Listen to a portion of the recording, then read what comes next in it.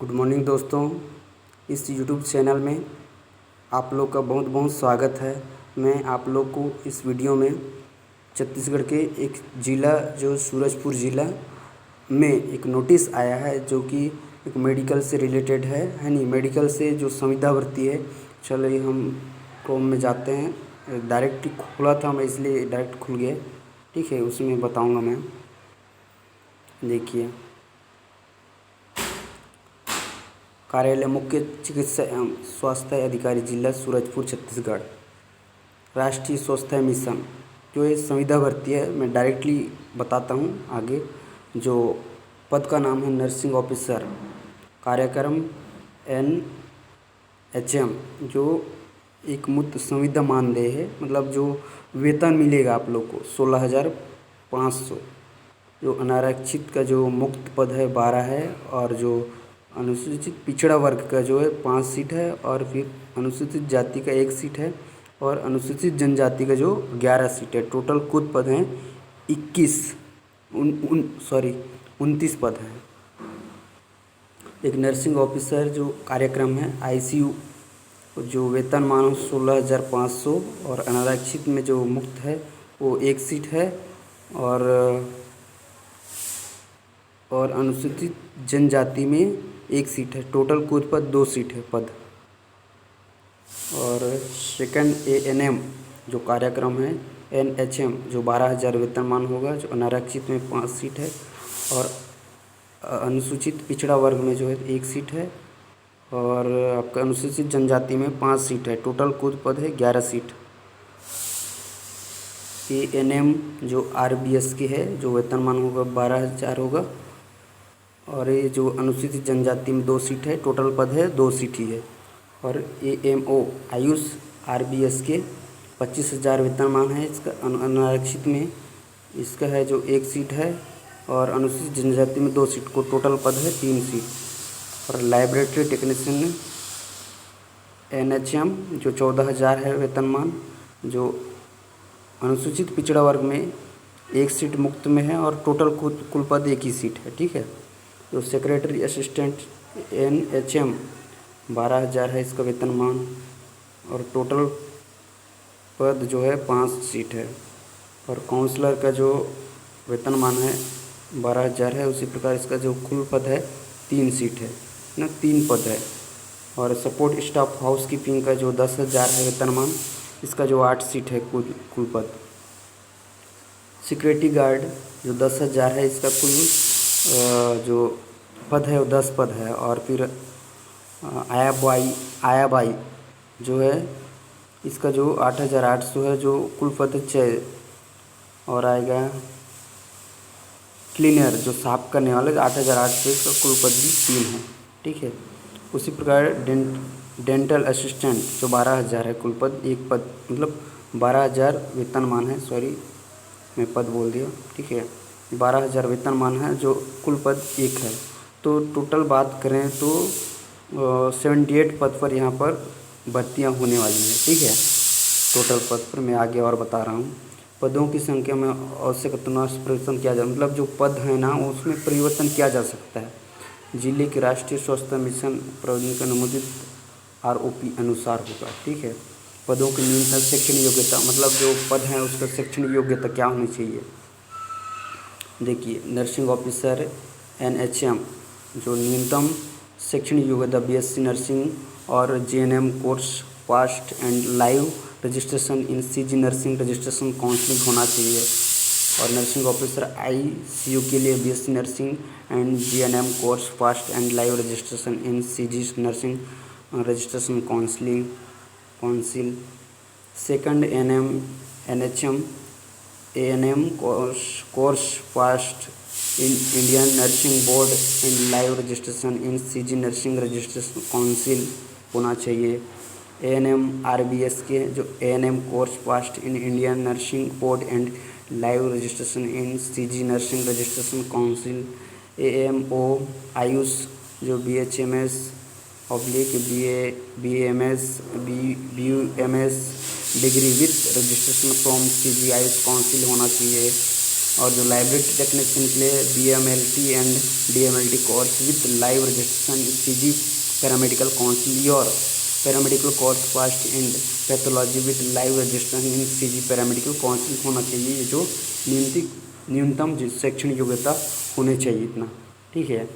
जो secretary assistant के लिए 12th पास with at least 1 year diploma in computer application with recognized university से पास होना चाहिए। जो काउंसलर के लिए post graduate in psychology and social work 2 year regular course or graduate in sociologist and social work regular course with 2 years और field experience भी मांगा गया है इसमें, ठीक है।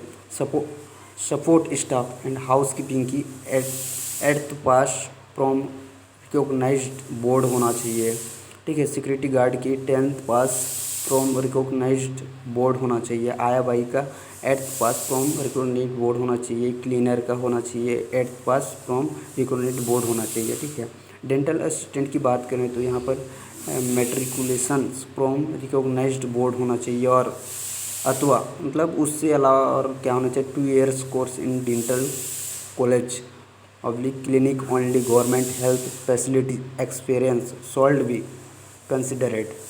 इसमें नीचे लिखा गया है preference can be given to candidates done 1 year course of lab technician dental work related है नहीं hygienist or dental technician from dental college से होना चाहिए, ठीक है। और आगे बताया गया क्रमांक पंजीयन निर्धारित समय पंजीयन जो टाइम दिया गया है ये टाइम पर करवाना चाहिए, ठीक है। और जो इसका बता दे रहा हूँ मैं पद का नाम जो सपोर्ट स्टाफ हाउस कीपिंग का जो आवेदन प्राप्ति परीक्षा तिथि इसमें परीक्षा भी होगा, ठीक है।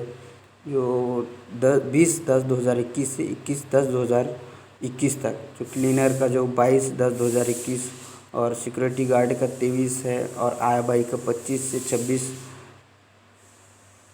है और जो डेंटल असिस्टेंट का 27 है और लाइब्रेरी टेक्नीशियन का भी 27 है। नर्सिंग ऑफिसर ICU का 28 है। AMO 28 है। काउंसलर का 29 है। ANM जो RBS 29 है और सेक्रेटरी असिस्टेंट का 30 है।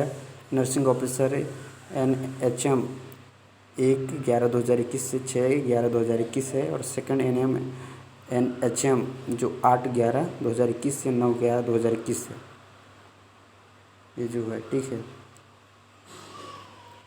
और यहाँ कुछ डिटेल्स और दिए हैं उसके बारे में बता रहा हूँ, ठीक है। आवेदन पत्र के संबंध में आप आवेदन कैसे कर सकते हैं उसके बारे में बताएं। यह पद पूर्णतः संविदा आधारित है, मतलब एक रेगुलर पद नहीं है, एक संविदा भर्ती है, ठीक है।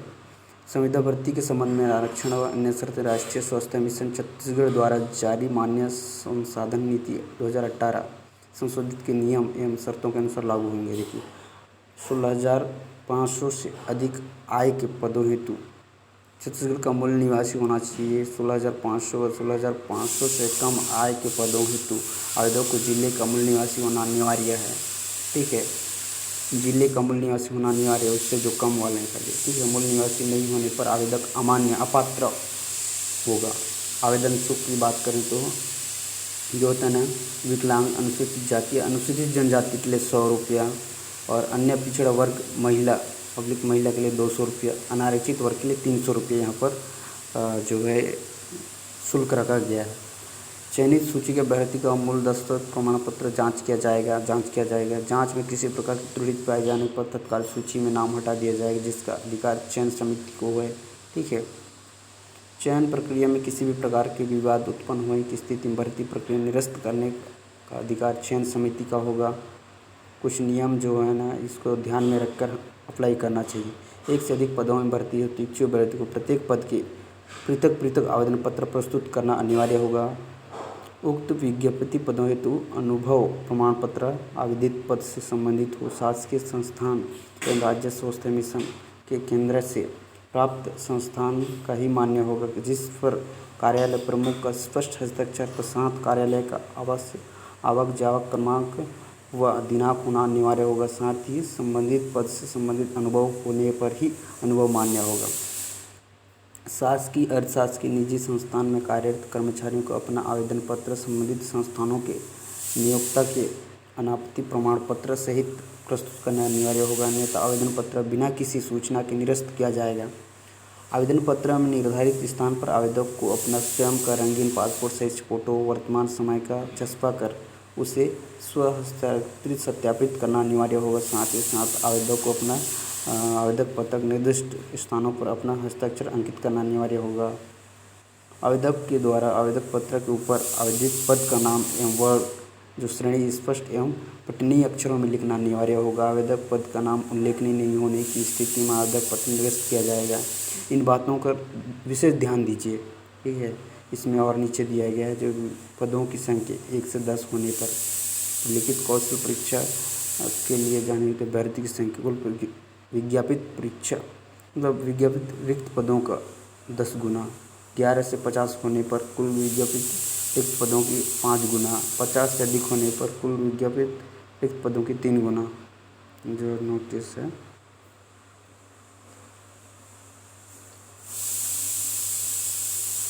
देखिए, कुछ डिटेल्स दिए गए हैं।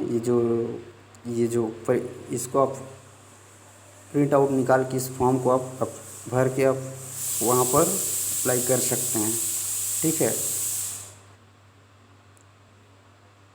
तो